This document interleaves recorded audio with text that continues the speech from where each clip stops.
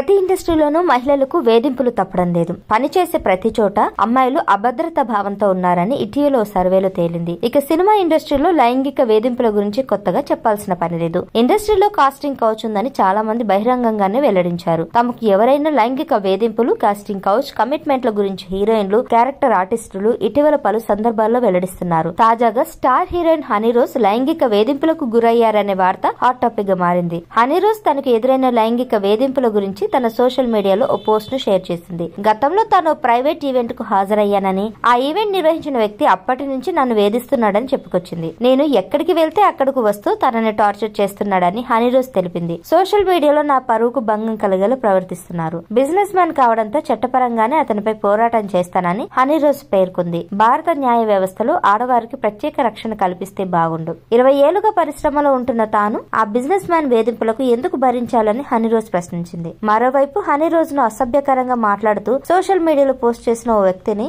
తిరువనంతపురం పోలీసులు అరెస్ట్ చేశారు. ఇక హనీరోజ్ కెరీర్ విషయానికి వస్తే, ఈ అమ్మడు తెలుగులో ఆలయం సినిమాతో ప్రేక్షకులకు పరిచయం అయింది. ఆ తర్వాత వీరసింహారెడ్డి సినిమాతో మరోసారి తెలుగు ప్రేక్షకులను పలకరించింది. ఈ సినిమాలో బాలకృష్ణ భార్యగా నటించి మంచి గుర్తింపు తెచ్చుకుంది. ఇక హనీరోజ్ కేవలం సినిమాల్లోనే కాకుండా సోషల్ మీడియాలో కూడా చాలా యాక్టివ్ గా ఉంటారు. తన అందమైన ఫోటోలు, వీడియోలను తరచూ పంచుకుంటూ తన ఫ్యాన్స్ తో కనెక్ట్ అవుతూ ఉంటారు.